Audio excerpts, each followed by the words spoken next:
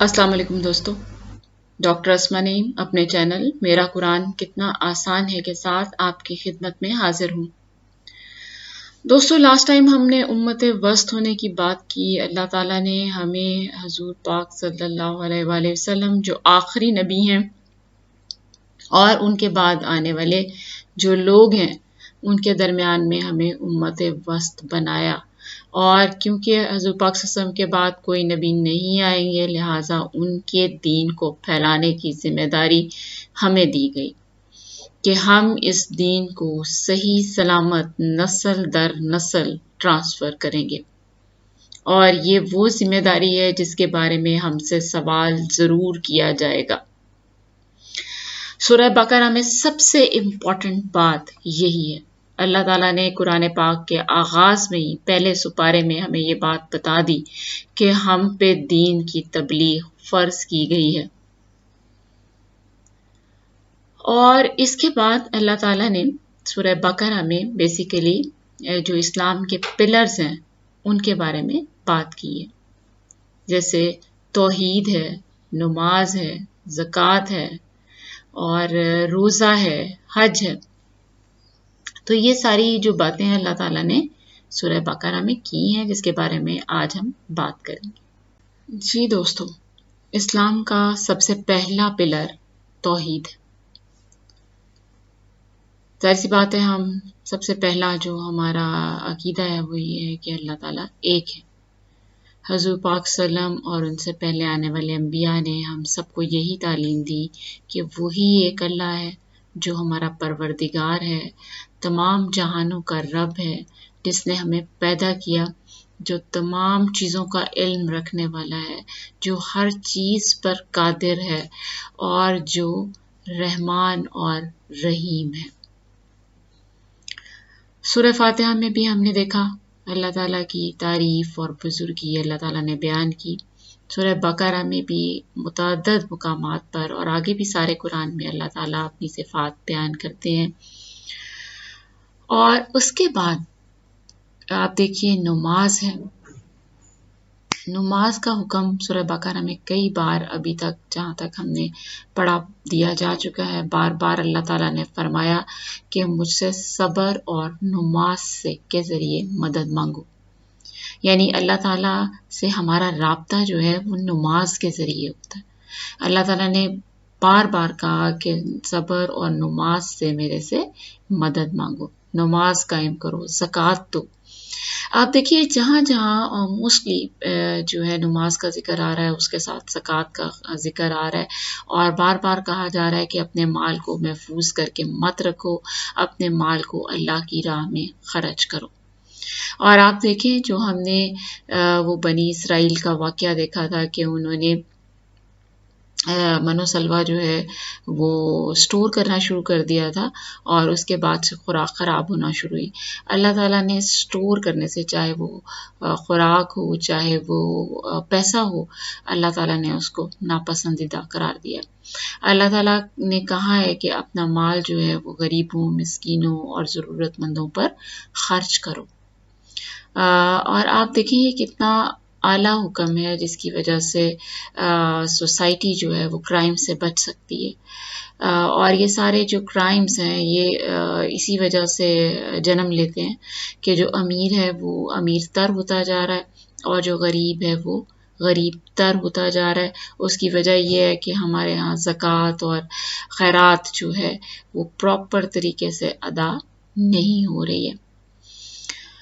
اور اس کے علاوہ اللہ تعالیٰ نے نماز کے ریفرنس سے قبلہ کا رخ متعین کیا اور بتایا کہ مسجد الحرام کی طرف منہ کر کے نماز پڑھو، جو ہے جہاں پہ بھی ہو تم اپنا رخ مسجد الحرام کی طرف پھیر لو، یعنی نماز کس طرف منہ کر کے ادا کرنی ہے اللہ تعالیٰ نے سورہ بقرہ میں ہمیں بتا دیا۔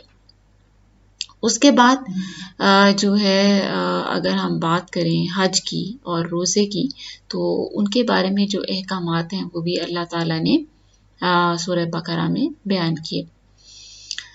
دوستو اللہ تعالیٰ نے فرمایا کہ تم مجھے یاد کرو، میں تمہیں یاد کروں گا. تم میری نعمتوں کا شکر ادا کرو اور کفران نعمت مت کرو. یہ وہ باتیں ہیں جن کا اطلاق بیسیکلی ہم نے اپنی زندگی میں کرنا ہے. ہمیں اللہ تعالیٰ سے صبر اور نماز کے ذریعے مدد مانگنی چاہیے. ہمیں قبلہ رو ہو کے نماز ادا کرنی چاہیے. ہمیں اپنے مال کو غریبوں مسکینوں پر خرچ کرنا چاہیے.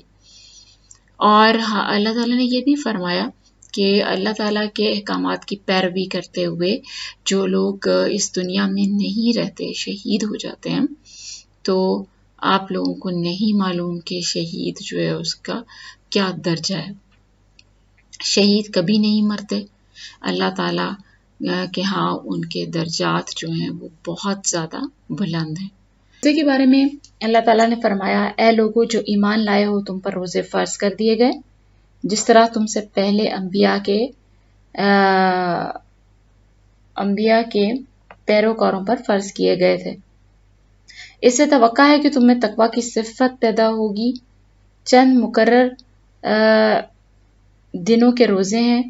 اگر تم میں سے کوئی بیمار ہو یا سفر پر ہو تو دونوں صورتوں میں اتنی ہی تعداد پوری کر لے. اور جو لوگ روزہ رکھنے کی قدرت رکھتے ہوں پھر نہ رکھیں تو وہ فدیہ دیں. ایک روزے کا فدیہ ایک مسکین کو کھانا کھلانا ہے، اور جو اپنی خوشی سے کچھ زیادہ بھلائی کر لے تو یہ اسی کے لیے بہتر ہے.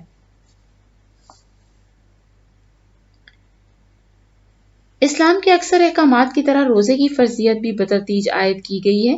نبی صلی اللہ علیہ وسلم نے ابتدا میں مسلمانوں کو صرف ہر مہینے 3 دن کے روزے رکھنے کی ہدایت فرمائی تھی، مگر یہ روزے فرض نہ تھے. پھر 2 ہجری میں رمضان کے روزوں کا یہ حکم قرآن میں نازل ہوا، مگر اس میں اتنی رعایت رکھی گئی کہ جو لوگ روزے کو برداشت کرنے کی طاقت رکھتے ہوں اور پھر بھی روزہ نہ رکھیں، وہ ہر روزے کے بدلے ایک مسکین کو کھانا کھلا دیا کریں. بعد میں دوسرا حکم نازل ہوا اور یہ عام رعایت منسوخ کر دی گئی، لیکن مریض اور مسافر اور حاملہ یا دودھ پلانے والی عورت اور ایسے بوڑھے لوگوں کے لیے جن میں روزے کی طاقت نہ ہو، اس رعایت کو بدستور باقی رہنے دیا گیا، اور انہیں حکم دیا گیا کہ بعد میں جب عذر باقی نہ رہے تو قضا کے اتنے روزے رکھ لیں جتنے رمضان میں ان سے چھوٹ گئے تھے. تو یہ دوستو روزے کے بارے میں حکم تھا. اچھا، ایک اور لوگوں کو یہ خدشہ تھا کہ شاید پرانے دور میں جس طرح لوگ جو ہیں جب وہ ایک دفعہ کھا لیتے تھے تو اس کے بعد پھر وہ روزہ کی حالت میں ہی ہوتے تھے اور وہ اپنی بیویوں کے پاس نہیں جاتے تھے، اور اگر کوئی چلا بھی جاتا تھا تو اس کو لگتا تھا کہ وہ جو ہے وہ بڑے گناہ کا مرتکب ہو رہا ہے. تو اس کے بارے میں بھی اللہ تعالیٰ نے احکامات جو ہیں وہ نازل کیے. تو دوستو قرآن پاک کے الفاظ ہیں، رمضان وہ مہینہ ہے جس میں قرآن نازل کیا گیا اور جو انسانوں کے لیے سراسر ہدایت ہے اور ایسی واضح تعلیمات پر مشتمل ہے جو راہ راست دکھانے والی اور حق و باطل کا فرق کھول کر رکھ دینے والی ہے. لہٰذا آپ سے جو شخص اس مہینے کو پائے اس کو لازم ہے کہ اس پورے مہینے کے روزے رکھے، اور جو کوئی مریض ہو یا سفر پر ہو تو وہ دوسرے دنوں میں روزوں کی تعداد پوری کرے. اللہ تمہارے ساتھ نرمی کرنا چاہتا ہے، سختی کرنا نہیں چاہتا. اس لیے یہ طریقہ تمہیں بتایا جا رہا ہے تاکہ تم روزوں کی تعداد پوری کر سکو، اور جس ہدایت سے اللہ نے تمہیں سرفراز کیا ہے اس پر اللہ کی کبریائی کا اظہار اور اعتراف کرو اور شکر گزار بنو. اے نبی صلی اللہ علیہ وسلم، میرے بندے اگر تم سے میرے متعلق پوچھیں تو انہیں بتا دو کہ میں ان سے قریب ہی ہوں. پکارنے والا جب مجھے پکارتا ہے میں اس کی پکار سنتا اور جواب دیتا ہوں. لہٰذا انہیں چاہیے کہ میری دعوت پر لبیک کہیں اور مجھ پر ایمان لائیں. یہ بات تم انہیں سنا دو شاید کہ وہ راہ راست پالیں. دوستو کتنی خوبصورت بات ہے، کتنی خوبصورت بات ہے کہ وہ رب عظیم جو ہر چیز پر قادر ہے، ہر چیز پر قادر ہے، جس کے بارے میں ہم سوچ بھی نہیں سکتے وہ کر سکتا ہے. اس نے فرمایا کہ حضور پاک صلی اللہ علیہ وسلم لوگوں کو بتائیں کہ میں تو ان کے بہت قریب ہوں. جیسے کہا کہ میں تو تمہاری شہرک سے بھی زیادہ قریب. اور جب وہ مجھے پکارتے ہیں میں ان کی پکار سنتا ہوں، اس کا جواب دیتا ہوں. کتنی خوبصورت بات ہے،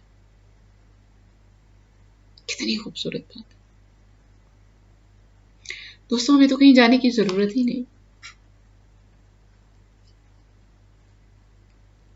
ہم تو جب چاہیں اپنے اللہ تعالیٰ سے بات کر سکتے ہیں. اس نے تو خود کہا ہے قرآن پاک میں تمہاری پکار سنتا ہوں. لیکن پکار تو انہی کی سنے گا نا، سنتا تو وہ سب کی ہے. لیکن جو پیارے ہوتے ہیں، جو اللہ تعالیٰ کی مرضی کے مطابق چلتے ہیں، جو اللہ تعالیٰ سے پیار کرتے ہیں حقیقی معنوں میں، تو آپ بتائیے اس کی آواز سن کر بھی کیا اللہ تعالیٰ اس کو جواب نہیں دیتے ہوں گے؟ جبکہ اللہ تعالیٰ نے تو یہ بات سب کے لیے کہی ہے، نیک انسان کے لیے بھی، گناہ گار کے لیے بھی. دوستو پچھلے دنوں میں نے ایک بات سنی، آپ یقین کریں میری آنکھوں سے آنسو بہہ نکلے. کہ حضرت موسیٰ علیہ السلام نے ایک دفعہ اللہ تعالیٰ سے پوچھا کہ اللہ تعالیٰ جی، جب کوئی نیک انسان آپ کو پکارتا ہے تو آپ اس کا جواب کیسے دیتے ہیں؟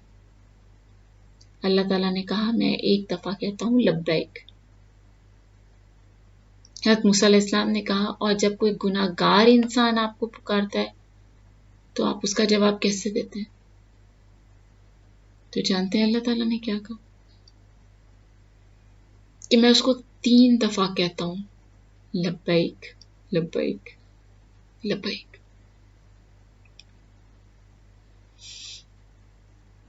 کہ کہیں وہ مایوس نہ ہو جائے،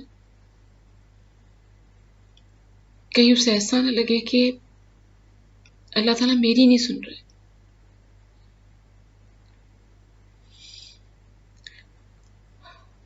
دوستو اللہ تعالیٰ سب سے پیار کرتے ہیں.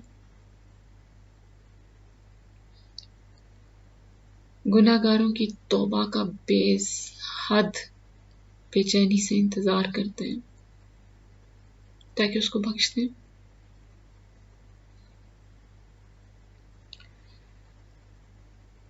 جواب شکوہ میں ہے نا، ہم تو مائل بکرم ہے کوئی سائل ہی نہیں، راہ دکھلائیں کسے کوئی راہ منزل ہی نہیں. روزے کے بارے میں بات کر رہے تھے ہم. تمہارے لیے روزوں کے زمانے میں راتوں کو اپنی بیویوں کے پاس جانا حلال کر دیا گیا ہے. وہ تمہارے لیے لباس ہیں اور تم ان کے لیے. اللہ کو معلوم ہو گیا ہے کہ تم لوگ چپکے اپنے آپ سے خیانت کر رہے تھے، مگر اس نے تمہارا قصور معاف کر دیا اور تم سے درگزر فرمایا. اب تم اپنی بیویوں کے پاس جا سکتے ہو. نیز راتوں کو کھاؤ پیو یہاں تک کہ تم کو سیاہی شب کی دھاری سے سپیدہ صبح کی دھاری نمایاں نظر آ جائے. تب یہ سب کام چھوڑ کر رات تک اپنا روزہ پورا کرو. اور جب تم مسجدوں میں اعتکاف میں ہو تو اپنی بیویوں کے پاس مت جانا. یہ اللہ کی باندھی ہوئی حدیں ہیں، ان کے قریب نہ پھٹکنا. اس طرح اللہ اپنے احکام لوگوں کے لیے بصراحت بیان کرتا ہے. توقع ہے کہ وہ غلط رویے سے بچیں گے. آپ دیکھیے اللہ تعالیٰ نے قرآن پاک میں خود کہا توقع ہے کہ وہ غلط رویے سے بچیں گے. اور تم لوگ نہ تو آپس میں ایک دوسرے کے مال ناروا طریقے سے کھاؤ اور نہ حاکموں کے آگے ان کو اس غرض کے لیے پیش کرو کہ تمہیں دوسروں کے مال کا کوئی حصہ قصداً ظالمانہ طریقے سے کھانے کا موقع مل جائے. دوستو یہ رشوت کے بارے میں بتایا ہے. سی بات ہے کہ نہ خود مال کھاؤ نہ کسی حاکم کے ساتھ مل کے اس نیت سے کہ اس مال کا کچھ حصہ تمہیں بھی مل جائے گا مت کھاؤ. اور ہم ضرور تمہیں خوف، خطر، فاقہ کشی جان و مال کے نقصانات اور آمدنیوں کے گھاٹے میں مبتلا کر کے تمہاری آزمائش کریں گے۔ ان حالات میں جو لوگ صبر کریں اور جب کوئی مصیبت پڑے تو کہیں کہ ہم اللہ ہی کے ہیں اور اللہ ہی کی طرف ہمیں پلٹ کر جانا ہے۔ انہیں خوشخبری دے دو، ان پر ان کے رب کی طرف سے بڑی عنایات ہوں گی، اس کی رحمت ان پر سایہ کرے گی اور ایسے ہی لوگ راست رو ہیں۔ دوستو، یہاں پہ اللہ تعالیٰ نے کلیئر ہمیں بتایا کہ جب تم اللہ تعالیٰ کی وحدانیت کا اقرار کرو گے اور عہد کرو گے کہ تم حضور پاک صلی اللہ علیہ وآلہ وسلم کے بتائے ہوئے طریقے کے مطابق زندگی گزارو گے تو تمہاری آزمائش ہوگی۔ تمہاری آزمائش خوف و خطر سے بھی ہو سکتی ہے، فاقہ کشی سے بھی ہو سکتی ہے، جان و مال کے نقصانات سے بھی ہو سکتی ہے، اور آمدنیوں کے گھاٹے میں مبتلا ہونے سے بھی ہو سکتی ہے۔ دوستو، ایک بات یاد رکھیے گا، ہم انسان ہیں نا، جلد باز ہیں، کوئی بھی مصیبت آتی ہے تو فوراً اللہ تعالیٰ سے گلہ کرنے لگتے ہیں۔ یاد رکھیے، یہی وہ مقامات ہیں جہاں اگر ہم نے صبر سے وقت گزار لیا نا تو ہم اپنے امتحان میں کامیاب ہو جائیں گے، اللہ تعالیٰ ہم سے راضی ہو جائے گا۔ اور بتائیے، اللہ تعالیٰ کو راضی کرنے سے زیادہ بہتر کیا چیز ہے؟ نو ڈاؤٹ یہ آسان نہیں ہے، یہ آسان نہیں ہے کہ آپ پہلے مالدار تھے اور آپ کے پاس مال نہ رہے اور آپ صبر کریں۔ یہ آسان نہیں ہے کوئی آپ کا پیارا چلا جائے اور آپ صبر کریں۔ یہ چیزیں آسان نہیں ہیں۔ تو دوستو، جنت حاصل کرنا آسان نہیں ہے، اللہ تعالیٰ کا پیارا بننا آسان نہیں ہے۔ آپ دیکھیے، ایک چھوٹی سی بات ہے، پیرنٹس کو اپنے سارے ہی بچے بہت اچھے لگتے ہیں، لیکن جو بچہ اوبیڈینٹ ہوتا ہے نا، جو ہمارے لیے اپنی کسی بھی چھوٹی موٹی خواہش کو بھی قربان کر دیتا ہے یا ہمارا کہنا مانتا ہے، وہ بچہ ہمیں سب سے زیادہ اچھا لگتا ہے۔ اس کے ساتھ پیار کا انداز ہی اور ہوتا ہے، یہ آپ سمجھ سکتے ہیں بینگ اے پیرنٹ۔ تو بالکل اسی طرح اللہ تعالیٰ کو اپنے سارے ہی بندے بہت پیارے ہیں، لیکن جو بندہ اللہ تعالیٰ سے اپنی محبت کا اظہار کرتا ہے صبر کر کے، شکر کر کے، تو وہ اللہ تعالیٰ کو بہت زیادہ پیارا ہو جاتا ہے۔ اور دوستو، دنیا میں تو ہم یہ چاہتے ہیں کہ ہم سب کے پیارے ہوں، ہمیں سب پیار کریں، ہمیں سب سے زیادہ امپورٹنس ملے۔ تو ہمیں چاہیے کہ ہم اگلی زندگی کے لیے بھی امپورٹنٹ ہوں، اس دنیا میں تھوڑا سا صبر کر کے اگلی دنیا جہاں پہ ہم نے ہمیشہ رہنا ہے، اگر ہم وہاں پہ اللہ تعالیٰ کے پیارے بن جائیں گے تو یہ گھاٹے کا سودا نہیں ہے، گھاٹے کا سودا نہیں ہے۔ اللہ تعالیٰ نے تو خود کہا کہ انہیں خوشخبری دے دو، ان پر ان کے رب کی طرف سے بڑی عنایات ہوں گی، اس کی رحمت ان پر سایہ کرے گی اور ایسے ہی لوگ راست رو ہیں۔ اس دعا کے ساتھ کہ اللہ تعالیٰ ہمیں قرآن پاک کو سمجھنے کی اور اس پر عمل کرنے کی توفیق عطا فرمائے، اجازت چاہتی ہوں۔ اللہ حافظ۔